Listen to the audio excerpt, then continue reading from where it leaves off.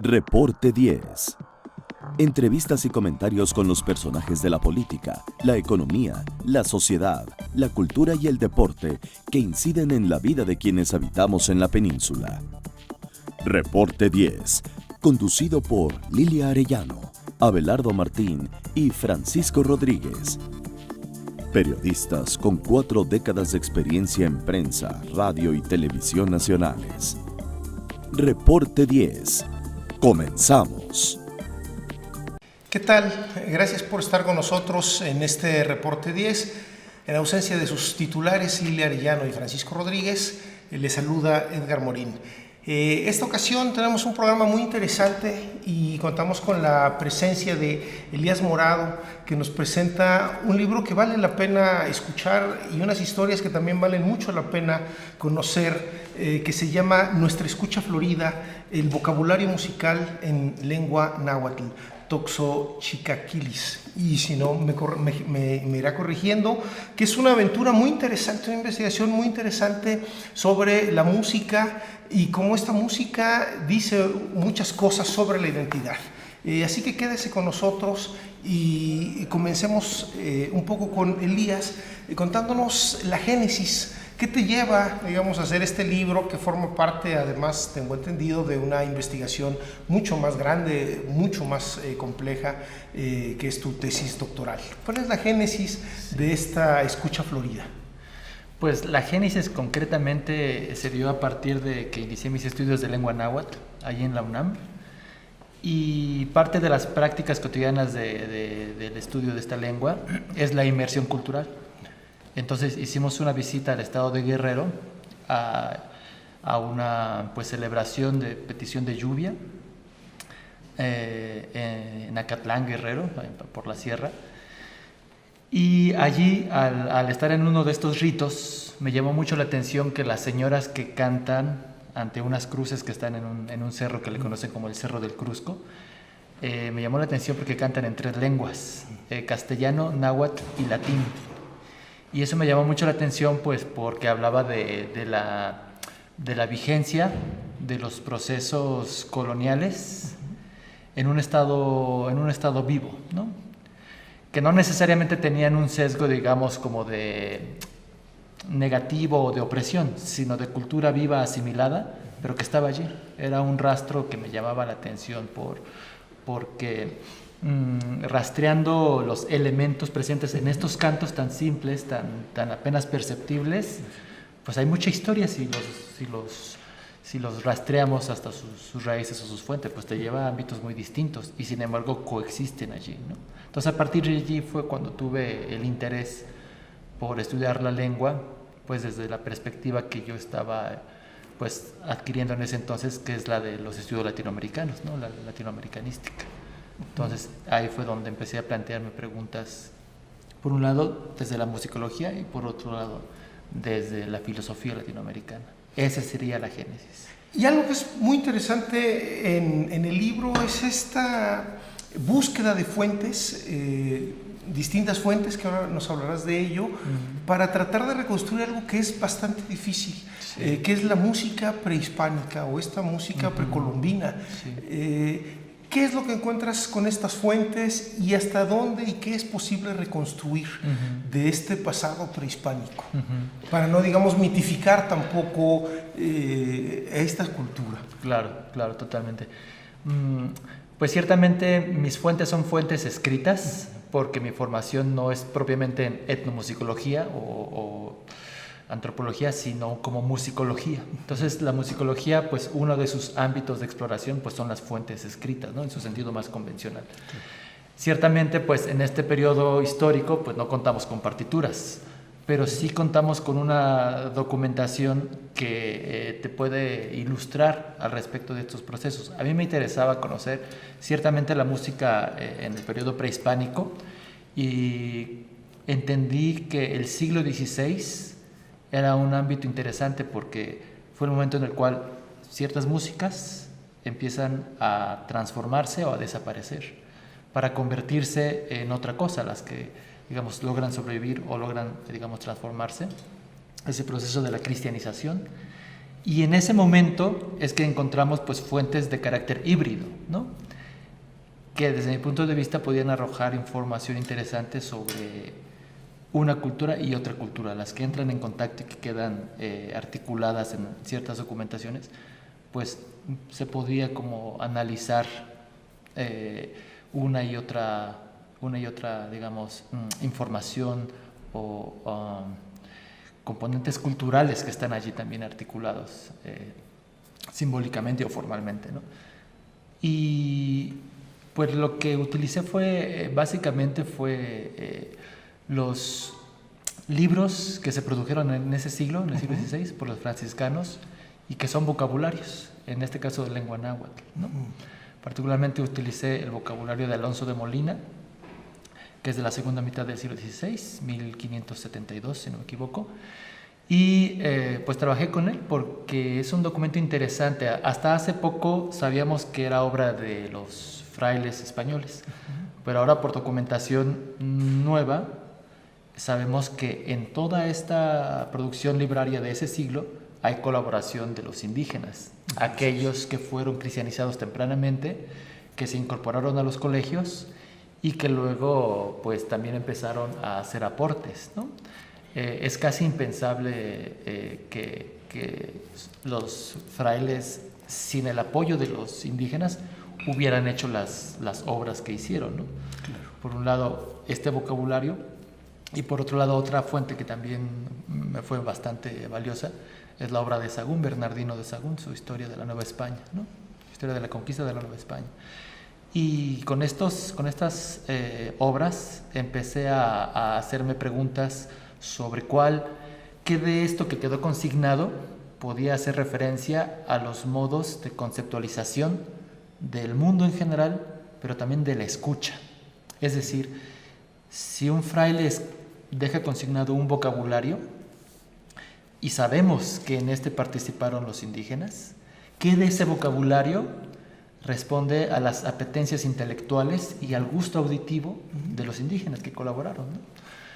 Y me parece que esta pregunta, pues, o esa ya formalizada como una hipótesis, pues te daba ciertos caminos, ¿no? Es decir, podíamos jugar con la ambigüedad de estas fuentes, ¿no? Ese es un poder que hay que saber aprovechar de las fuentes, ¿no? Su carácter ambiguo, ¿no? Finalmente son documentos que están en la base de la historia moderna de nuestro continente, ¿no? Algo que mencionas que me llama mucho la atención, hablas de sincretismo, sí. Hablas de hibridación, y citas el siglo XVI, ¿no? Sí. Que es para algunos justo cuando empieza la verdadera globalización, ¿no? Con esta expansión del capitalismo, estas mezclas culturales, sí. Sincretismo. De esta música precolombina o de estos instrumentos y estos vestigios, ¿qué es sincretismo y hasta dónde es posible separar este sincretismo, digamos, de esta otra música, digamos, originaria o de los pueblos originarios?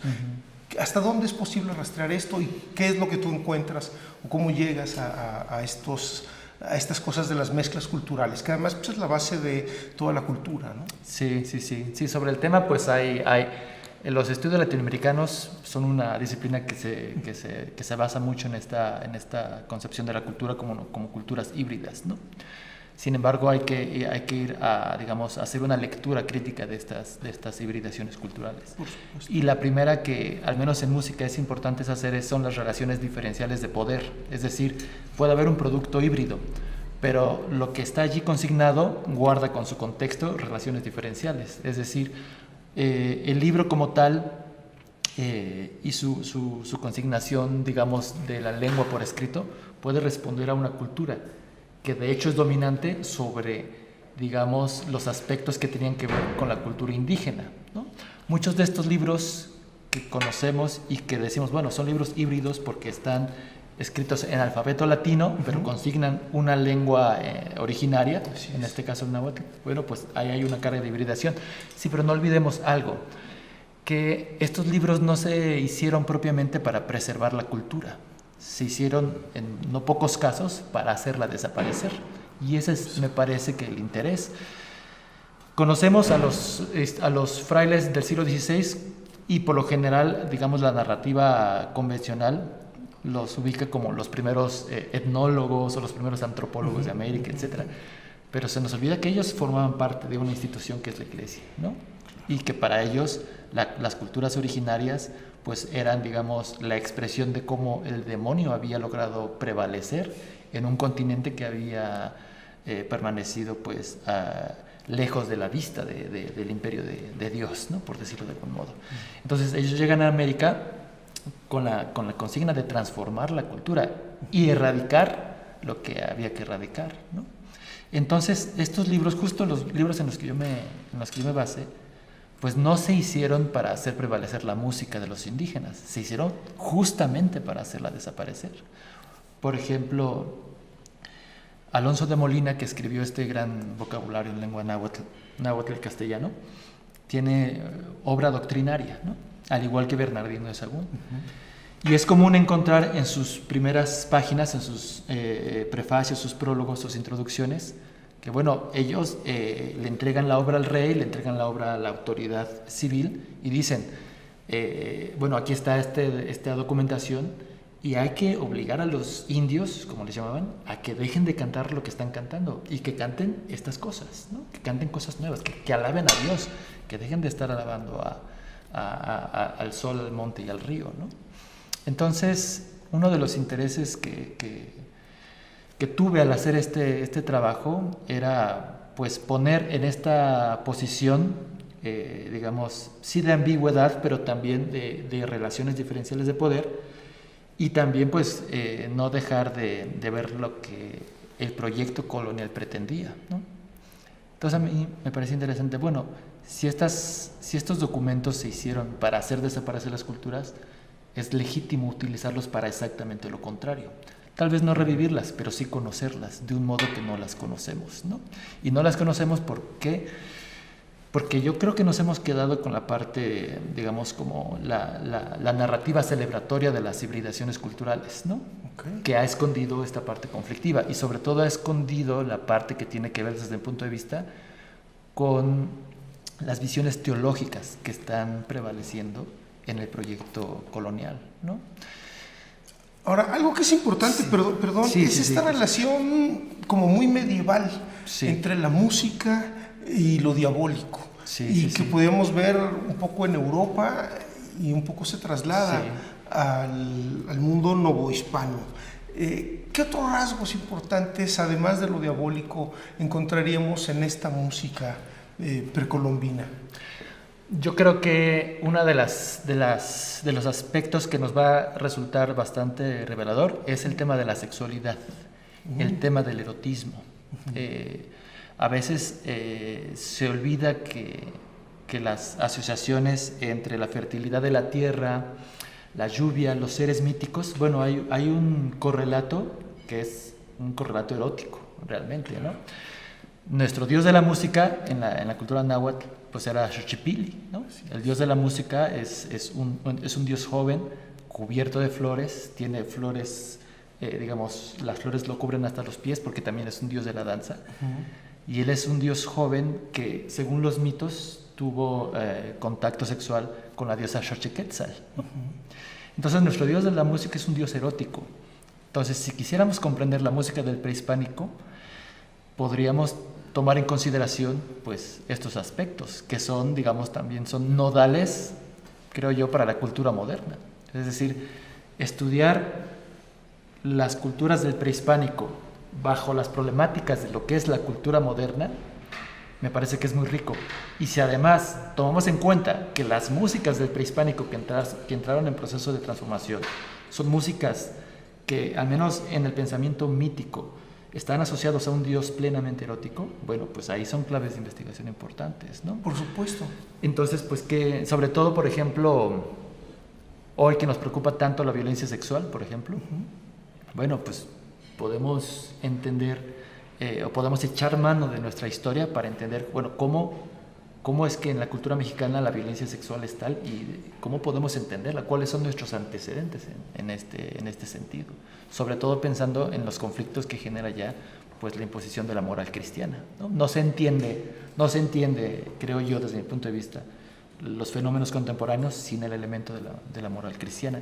Y en la historia de nuestra música, pues está ese conflicto vivo, que es la cristianización de las músicas, ¿no? Que es decir, bueno, sus músicas son diabólicas, en sus músicas pervive el demonio, nosotros podemos destruir templos, nosotros podemos quemar documentos, pero mientras los indios, como les decía, sigan cantando esta música, pues va a prevalecer el demonio. Por lo tanto, tenemos que transformarla. Son los frailes los que inician los procesos racionalmente inducidos de hibridación musical, son ellos, ¿no? Sí hay hibridaciones espontáneas, pero también hay otro tipo de hibridaciones de orden intelectual. Y creo que es algo que también nos hace falta. Entender que las hibridaciones también es la hibridación de inteligencias humanas, es la hibridación de concepciones del mundo, ¿no? Porque a veces cuando se estudian las culturas indígenas, se les estudia como si solo fueran capaces de hacer tamarindos y vestidos muy bonitos, ¿no? Pero no se considera que hay un capital intelectual allí, ¿no? Hay un capital intelectual allí que está vivo y que puede ser, digamos, pues ayudarnos a entender la realidad material y simbólica, espiritual de la vida cotidiana con otros elementos, otras perspectivas. Y es creo que algo de lo que arrojó esta investigación. Hubo una etapa donde trabajé con hablantes de distintos estados y la idea era pues conocer la vitalidad de la lengua en el sentido de qué capacidad ellos tienen para nombrar las cosas, ¿no? Entonces había un ejercicio muy simple que era, bueno, ¿cómo se dice micrófono en la lengua náhuatl? Y ellos dicen, bueno, en el pueblo le decimos micrófono. No, sí, pero ¿cómo le dirías? Pues micrófono. No, pero en tu lengua. Pues se puede decir así, ¿no? Y se puede decir así. Total que todos los participantes en esa entrevista me dieron un nombre diferente en náhuatl para la palabra micrófono.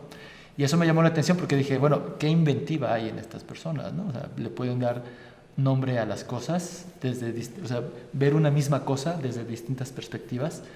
Me pareció bastante interesante por lo rico.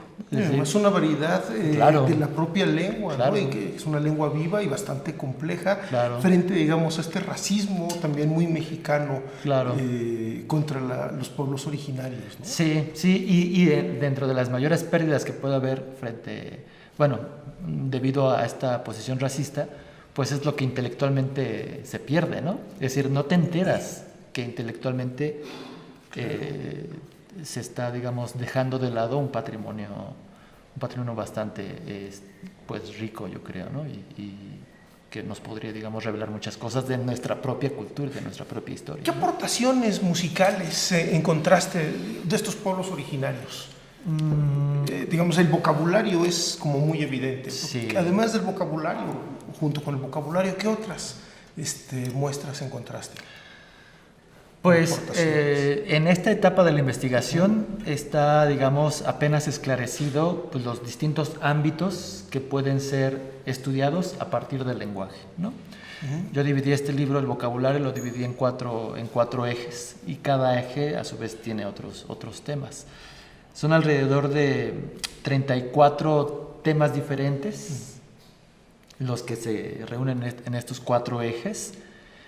Y me parece que es todavía algo por explorar, ¿no? Es decir, yo aquí hago una selección de, por ejemplo, términos que nos aluden a la literatura popular, ¿no? Lo que tiene que ver con refranes, con fábulas, con consejos. Suponiendo que mucho de esto pudo haber estado acompañado de entonaciones, de cantos, etc. Entonces conocemos el refrán, pero bueno, hagámonos la pregunta por la entonación de estos cantos populares, ¿no? Conocemos, por ejemplo, aquí también viene considerado mucho, por ejemplo, materiales de tipo sonoro que pudieron haber sido usados para elaborar instrumentos musicales. Bien, hay mucha referencia también, por ejemplo, a los sonidos que producen los animales o la propia naturaleza. Entonces, es todavía campo por explorar. Lo que yo aquí abrí fue temas de investigación que me parece que son, pues pueden ser considerados, pues porque te estoy diciendo que hay 80 palabras, o 87, o 120, o 15, que te pueden permitir hacerte preguntas de investigación sobre estos temas, ¿no? La investigación en temas de música indígena creo que ha estado un tanto limitada, ¿no? Porque hay una bibliografía, digamos, considerable en el trabajo que vale la pena ubicar, pero esto que mencionas es también muy importante. Es decir, hay como un vacío, sí, pese a la gran riqueza y diversidad sí, cultural, ¿no? pero tiene que ver con los abordajes, con el abordaje teórico a eso, metodológico, y hoy se pierde mucho con, digamos, la adopción de modas académicas o modas intelectuales, ¿no? Ahí se está perdiendo absolutamente todo, ¿no? Incluso, perdón, ¿pasaría a cuestiones como industriales, la world music y cosas así? ¿Tendrían relación con esto? ¿En su difusión ya, digamos, actual? Sí, bueno, yo creo que en este sentido, pues sí, cuando trabajo con estos temas y puedo conversar con las personas, por ejemplo, me preguntan, oye, pues estas como producciones nuevas donde utilizan sintetizadores y mezclan instrumentos, y está este compositor Reyes que ya murió y que hacía sus discos, todo esto, ¿no? Los mismos Caifanes cuando usan algunos elementos prehispánicos y muchos otros. Fernando Delgadillo también ha utilizado temas prehispánicos en su música. Yo lo que digo, pues, desde el punto de vista del artista, me parece que son esfuerzos legítimos, ¿no? Claro. Yo creo que no podemos descalificar ningún esfuerzo legítimo, digamos, más o menos fundamentado, interesado en la propia cultura. Y me preguntan a veces, bueno, ¿qué es más auténtico, los concheros de Texcoco o esta canción que hizo Jorge Reyes, ¿no? Y yo digo, bueno, no se trata como de ponerlos a competir quién es el detentor más genuino de las culturas prehispánicas, ¿no? Claro. Más bien se trata, yo creo que de que nos aporta culturalmente o artísticamente o simbólicamente, pues a asimilar nuestra cultura, a entenderla, a comprenderla, y creo que a quienes nos dedicamos a la investigación, pues nos corresponde alentar pues investigaciones al respecto, nos corresponde hacer preguntas, si tienen que ser incómodas, pues preguntas incómodas. Al parecer, por ejemplo, yo planteo aquí estudiar la música desde una perspectiva filosófica, y planteo que esa perspectiva filosófica te lleva a estudiar la música desde una consideración de la sexualidad y el erotismo. Pero pierdo si compro la idea de que para hablar de la sexualidad y el erotismo tengo que echar mano necesariamente u obligadamente de la ideología de género. Ahí ya perdiste todo. ¿Por qué? Porque debes correr el riesgo de enfrentarte al fenómeno como se te presenta, sin recurrir a una narrativa ideológica que te traduzca las cosas a como más le conviene a esa narrativa, ¿no?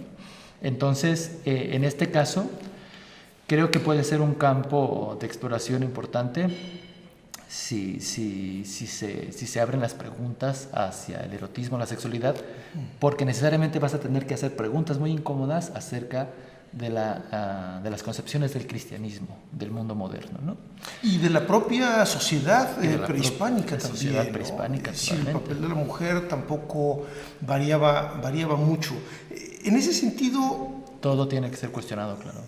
Todo tendrá que ser cuestionado, y algo que es muy importante o que me llama mucho la atención es esta relación de la música y la propia sociedad precolombina en este caso, y esta suerte de triada entre lo filosófico, el erotismo, la música y los mitos. Xochipilli, que estuvo en los billetes de 100 pesos y que lo sacaron durante la disqueguerra contra las drogas, tenía además una serie de adornos de plantas de poder, ¿no? Lo que después se llaman drogas.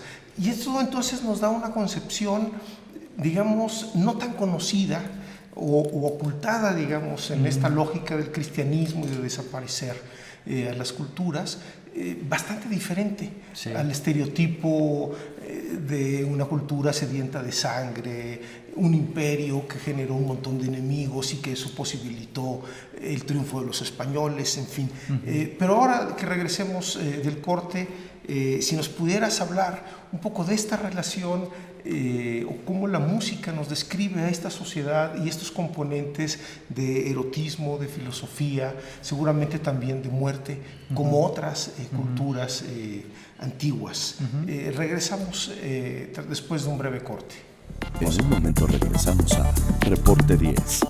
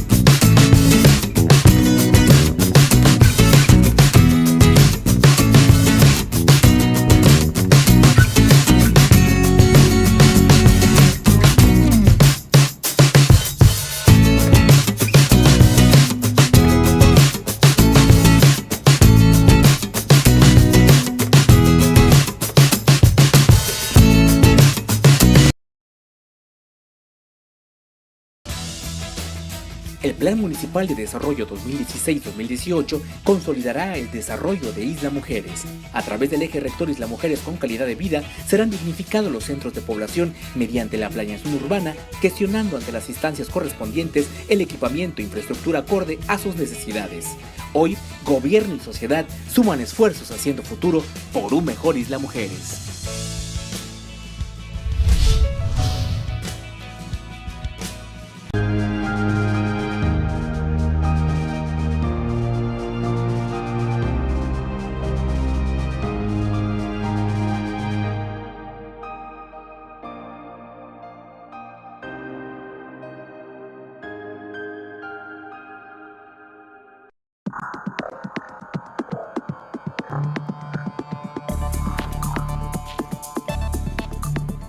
Bien, pues gracias por continuar con nosotros. Algo que es muy interesante en esta investigación que te llevaste, ahorita nos dices cuántos años y los que faltan todavía, donde encontramos una triada muy interesante para entender no solo las culturas precolombinas, sino para entender a la sociedad contemporánea inclusive. ¿Y qué es esta relación entre la música, los mitos, el erotismo, las llamadas plantas de poder que ahora se consideran drogas, y la filosofía? ¿Qué encontramos desde la música de estas sociedades precolombinas? ¿Qué encontraste? Pues una digamos, de los aspectos claves de esta investigación lo encontré con el apoyo de la obra del maestro León Portilla, ¿no? Me parecía que si yo quería hacer una lectura filosófica de la música, no tenía caso irme a Aristóteles, tampoco tenía caso irme a Heidegger, ¿no? Sino me tenía yo que ir a, digamos, a lo que gente como León Portilla había conocido a través de querer conocer lo filosófico dentro de la cultura náhuatl, ¿no? Entonces, pues estudié lo que pude del maestro Portilla y encontré claves bastante interesantes, ¿no? Claves bastante interesantes. Y él dice, una de las grandes invenciones de la cultura náhuatl es su concepción del tiempo. Dice, son sus calendarios. Dice, es la gran obra de la cultura náhuatl, ¿no? Y dice, ellos concibieron desde muy tempranamente que el tiempo y el espacio eran conceptos indisociables, ¿no? Era indisociable. Dice, ¿por qué? Porque la narrativa mitológica de la creación del mundo, del movimiento de los astros, dice, necesariamente al inaugurar el tiempo inauguras el espacio, ¿no? Dice, y eso está consignado en sus calendarios y en sus múltiples ritos. Por lo tanto dije, bueno, una clave de investigación para conocer lo filosófico en la música del prehispánico, pues es cómo se vincula la música con esta ritualística que está asociada a una idea del tiempo y a una idea del espacio. Por sí mismo la música, al ser un fenómeno acústico, audible, que penetra psicológicamente en nosotros de manera muy fuerte, pues ya te está situando en un terreno filosófico, pero ya te obliga a pensar en el tiempo, en la duración de una música que pudo haber durado 3 minutos, pero en que en 3 minutos hizo que se te fuera la vida, ¿no? Entonces, este poder de la música de ponerte en una condición del tiempo distinta a la cronométrica, esto debe ser planteado desde una perspectiva filosófica, porque ya te está colocando o te está poniendo en jaque con el tiempo cotidiano.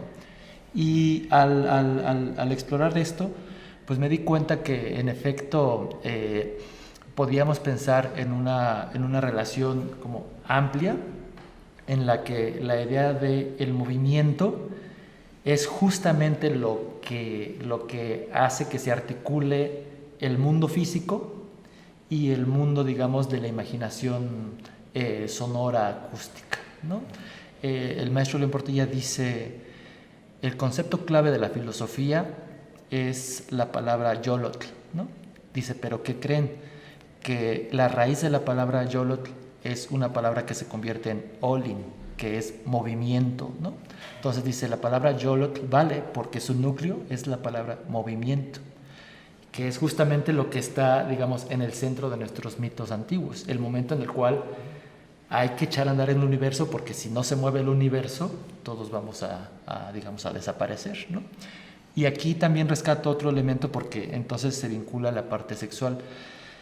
Uno de nuestros héroes míticos, pues es Nanahuatzin, ¿no? Es aquel personaje que se arroja al fuego, siendo una persona digamos, de poca consideración, porque él no era un hombre ni fuerte, ni bello, ni heroico, y sin embargo tuvo el valor de lanzarse al fuego para que pudiera moverse el universo.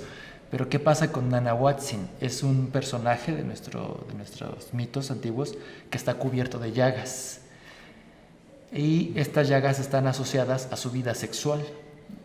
Es posible, en una de las teorías que yo estoy empezando a manejar, sobre eso estoy investigando ahora, que Nanahuatzin sea una versión de Xochipilli. Es posible que sea, por algunas esculturas, algunas piezas del arte plástico mexicano. Me parece que puede ser Nanahuatzin una versión de Xochipilli en otro momento de estos grandes mitos, ¿no? Y de ser así, pues sería algo bastante interesante, porque sería una ratificación que la música esté en el origen del universo, en su calidad de ser tiempo y de ser espacio, pero además también como una representación de lo sexual, ¿no? Se supone que Nanahuatzin está cubierto de llagas porque ha tenido también contacto sexual con Xochiquetzal, la diosa del erotismo, la diosa madre, ¿no? Entonces, al parecer, allí habría una relación entre pues, el eros, la música, y nuestros mitos más fundamentales, ¿no? Entonces, pues son preguntas incipientes, pero que me parece que con una carga pues de mucha imaginación, pero una imaginación fundamentada en información objetiva y dura, ¿no? Me parece que todo este trabajo lo que hace la investigación dura, porque esto hay una parte muy árida, realmente es muy árida. Leer más de 3.000 conceptos, porque este libro tiene más de 3.000 conceptos que aluden de modo directo o indirecto a la música. Bueno, eso es muy árido, pero sobre esto puedes imaginar lo que quieras, ¿no? Sí, que eso sería algo como muy interesante del libro. Es decir, si bien es un libro que tiene un origen académico, que tiene el rigor académico, las notas al pie, la bibliografía, y todo este aparato que muchas veces resulta por sí mismo árido, el tema es, digamos, lo bastante sugestivo, como para ir sorteando esto y para irse como atrapando. Porque finalmente si pensamos, como dice la contraportada, es decir, escribir la historia de la música es pensar la historia de la música. Y esta música pues no solo ha sido un espejo de todas las sociedades, sino tendría como vasos comunicantes, un poco en sus propios mitos fundadores, en distintas sociedades. ¿Cuántos años te ha llevado a hacer esto? Pues la experiencia que narré al inicio de cuando estuve en Guerrero fue 2014. Entonces, pues a partir de allí fue que empecé a rastrear esto, y pues me di cuenta que el ámbito de la lingüística podía darnos frutos. Pero insisto, yo recomiendo mucho a los investigadores jóvenes mantenerse lo más lejos que puedan de las ideologías, para que investiguen con absoluta libertad y con toda su carga imaginativa. Este libro llegó a las manos de un grupo de estudiantes del TEC de Monterrey, que me invitaron allá a dar una pequeña charla sobre este libro. Y me gustó mucho porque les llamó mucho la atención a los jóvenes. Cayó en manos de unos jóvenes que tenían un taller de poesía y empezaron a escribir poemas sobre la base de las palabras que encontraron aquí. Y una chica poeta joven dice, bueno, yo no hablo náhuatl, no lo conozco, pero aparte de que me siento interesada, pues me atreví a hacer un poema, ¿no? Y empezaron a jugar con los conceptos los jóvenes, y a mí eso me llenó de satisfacción, porque dije, es justo por allí, porque a lo mejor la investigación se encuentra con tantas trabas, que es el pensamiento artístico, el pensamiento estético, el que ayuda a destrabar nuestro conocimiento del pasado, ¿no?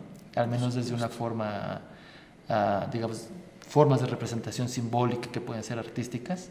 Eso me llenó de satisfacción, eso es lo que yo querría para este libro, ¿no? Que cayera en manos de creadores, ¿no? Porque un poco se pensó para eso, para que la gente, ante la pregunta de si es posible o no reconstruir el pasado, pues podemos debatir mucho, pero sobre la base del conocimiento de nuestro pasado sí que podemos crear una música nueva, eso sí que lo podemos hacer y podemos tener la certeza objetiva de hacerlo, ¿no? Solo basta sentarse sobre el tablero del artista y empezar a crear, ¿no? Y sin yo sugerirlo, los jóvenes lograron y empezaron a hacer poemas. Y yo creo que eso en un tiempo donde se están volviendo a quemar libros, creo que es importante que haya gente que toma los libros para crear arte y no para echarlos al fuego, ¿no? Y que además esto tendría pues como el camino de lo artístico. Totalmente. Que bueno, hoy con esta polémica del cuadro de un Zapata desnudo y con sombrero rosa y estas expresiones de quemar libros, es como bastante relevante, sí, también para no perder de vista. ¿Cuál era esta concepción que tendrían estos pueblos sobre el artista? Porque obviamente el artista es un concepto moderno, ¿no? Sí. ¿Cómo estaba establecida esta relación? ¿Qué fuiste encontrando también en esto? Porque tiene el libro algunas citas sobre la música, me voy a permitir claro, dar algunas. Este elemento diabólico, ¿no? Los sonidos siniestros, y cómo esta construcción musical podía dar esta atmósfera o esta percepción de lo siniestro, sin perder de vista, bueno, pues que se trataba de borrar una cultura desde lo musical. Sí. Y algo que también es como muy, muy importante, que me llama la atención, que hablabas de esta precariedad de los vestigios existentes. Sí. Que nos pudieras hablar también un poco de los instrumentos, esta arqueología, digamos, de lo musical. ¿Qué encontramos en esto? Pues encontramos, digamos, México no es un país donde, digamos, a diferencia de, por ejemplo, Perú, donde lo que abundan son, por ejemplo, las flautillas, ¿no? En México no hay tanto de esto, pero sí que encontramos en los rituales, pues, silbatos, flautillas, caparazones de tortuga, etcétera, ¿no? Y en México creo que, desde mi punto de vista, hemos estado sujetos demasiado a ciertas concepciones sobre la música que no son sensibles a las diferencias de concepto que pueden estar, digamos, implicadas en las culturas de América, ¿no? Las investigaciones han partido de las concepciones europeas de la música y de los modos de cómo se estudia la música europea, de las relaciones pitagóricas de la afinación, por ejemplo, ¿no? Entonces, todo el siglo XX se hicieron estudios sobre la música prehispánica a partir de los restos de flautillas sobre concepciones pitagóricas, ¿no? Digo, está bien porque importa conocer y porque esas son las condiciones intelectuales del momento histórico, no los vamos a descalificar, ¿no? Pero es necesario hacerse preguntas desde otras posiciones, ¿no? Sobre todo pensando que no necesariamente podemos hablar de arquetipos universales, donde la teoría de los armónicos, por ejemplo, prevaleció o se supone que pudo haber prevalecido en distintas culturas, pero no necesariamente, porque tampoco hay pruebas fehacientes de eso. Pensemos que una música que surgió en un contexto que no tenía que ver con la cultura helénica pudo haber concebido una música diferente e instrumentos diferentes para un uso diferente. Entonces, a veces se nos olvida que de una flauta que podemos tocar, pues podemos pasar de un sonido al otro. Pero ¿cómo se pasaba de un sonido al otro? Esa es la pregunta. Es decir, sí, ya sé que esta flautilla tiene 4 sonidos, pero ¿cómo se llegaba de un sonido al otro? ¿Con qué sentido? ¿Con qué intensidad? ¿Con qué caracteres? Eso ya son las preguntas más difíciles. Ahora, tampoco olvidemos que por lo que yo he podido conocer, una de las partes más importantes de la música correspondía a la música vocal, a los cantos, ¿no? Conocemos las letras de muchos cantos, porque los franciscanos tomaron, digamos, llevaron a cabo la labor de dejarlos consignados por escrito y se conservan aquí en la Biblioteca Nacional. Muchos cantos en lengua náhuatl, y en otras lenguas, pero principalmente en lengua náhuatl. Sí, pero ¿cómo sonaba todo eso, no? Entonces es interesante porque en el siglo XVI los frailes sí que conocían la escritura musical, la notación musical, pero ellos no consignaron la música de los pueblos indígenas con ese sistema. No les parecía, creo, no les pareció tan eficiente como el propio alfabeto, el alfabeto latino, para consignar estas representaciones musicales. Entonces ellos dijeron, bueno, vamos a transcribir los cantos sin notación musical. Me parece que es un caso interesante porque ciertamente no hay partituras, pudiendo haberlas. ¿Por qué? Porque ellos conocían la notación musical, ellos eran miembros de la iglesia. Los inventores de la escritura musical son los miembros de la iglesia en el siglo XI, ¿no? O sea, la iglesia inventa la escritura musical y los frailes que llegaron aquí conocían la música, digamos, más avanzada del momento en términos, digamos, en términos de Occidente, pues porque ellos eran los depositarios directos de esta invención, la escritura musical. Y ese vacío es algo como muy, muy relevante, ¿no? Sí. Es decir, ¿por qué si se podía haber reconstruido la notación musical, sí, no se hizo? ¿Tenía sí que ver con esto otro que mencionas de la desaparición de la propia cultura? Podría ser una decisión, digamos, en ese sentido. O podría ser lo otro, que a lo mejor el alfabeto les daba más oportunidad de captar los matices de la lengua. Porque al final de cuentas lo que les interesaba era el contenido de los cantos, porque ellos estaban convencidos de que allí se escondía el demonio, ¿no? Aparte de la sonoridad, pues en lo que cantaban, al evocar a Xochipilli, al evocar a Huitzilopochtli, al evocar a toda la pléyada de dioses mexicanos antiguos, ¿no? Entonces, no sé, para los que a lo mejor no conozcan o no hayan escuchado de esos temas, no quiero dejar de mencionar que estas interacciones sexuales que tiene el dios Xochipilli con Xochiquetzal justamente son con la diosa que era adorada en el cerro del Tepeyac y que subsecuentemente es transformada ya con el proceso colonizador en María y subsecuentemente en María de Guadalupe, ¿no? Entonces, ahora que estamos a un día del 12 de diciembre, no deja de ser como importante mencionar eso, que la gente sepa que pues nuestras diosas antiguas, eróticas y vivas, pues es verdad que algunas fueran enterradas, pero otras llegaron a transformarse, ¿no? Sí. No es casual el poder que tiene María en esta cultura, ¿no? Por supuesto, de la resistencia cultural a la hibridación, conflictos. Sí, sí. Ahora, mencionas los cantos y es importante también, me parece, ¿cuáles eran las temáticas? ¿No? Que ese es también como todo un tema, porque hablabas hace unos minutos de estas temáticas universales. Podríamos encontrar en la música, guardadas muchas matices y diferencias, estas temáticas universales, o sobre qué versaban las temáticas. Las que conocemos son cantos que hacen alusión a las culturas, digamos, de la náhuatl, ¿no? Todo lo que son cantos tlatelolcas, chalcas, ¿no? De Culhuacán, algunos chichimecas, como ellos le llamaban. Entonces son cantos de la región de la náhuatl que aluden pues a la historia de los príncipes, pues a las genealogías. Y hay una cantidad de cantos importantes a las flores, ¿no? Que es su tema primordial poético. Tenemos ahí los cantos de Nezahualcóyotl, pues son poemas a las flores.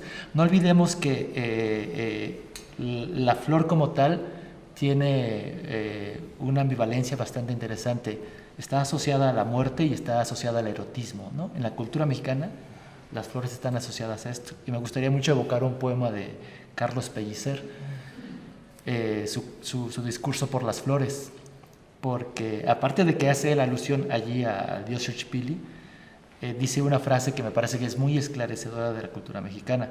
Él dice: el mexicano tiene dos obsesiones, ¿no? Las flores y la muerte, ¿no? Y es interesante porque ciertamente en nuestros mitos antiguos las flores surgen en el espacio del Mictlán, ¿no? Y las flores son una representación, pues, del renacer, ¿no? No olvidemos que mientras que para la cultura cristiana la muerte es, digamos, una cámara de castigos de la cual lo más seguro es que nunca salgas, para el pensamiento mexicano antiguo la muerte era la posibilidad de la resurrección, no de la resurrección, sino del renacimiento, del poder volver a nacer, ¿no? La vida vuelve a nacer allí en el espacio del Mictlán, ¿no? Que es un espacio oscuro y también es un espacio cálido, ¿no? Entonces hay un mito que cuenta que del semen de Huitzilopochtli salió un murciélago. El murciélago muerde la vagina de la diosa Xochiquetzal, arranca un pedazo de carne y lo deposita en la tierra de los muertos. Y al caer en la tierra de los muertos surgen las flores, unas de las cuales son las que conocemos como pues la flor de muerte, ¿no? Se me fue el nombre ahorita. Cempasúchil, ¿no? Entonces, ¿y qué pasa si ahora entendemos, si ahora captamos que nuestro dios de la música está cubierto de flores, que ciertamente pues algunas se han identificado como flores, plantas alucinógenas, etcétera, ¿no? Sí. Me gustaría decir solamente algo antes de cerrar esta pregunta.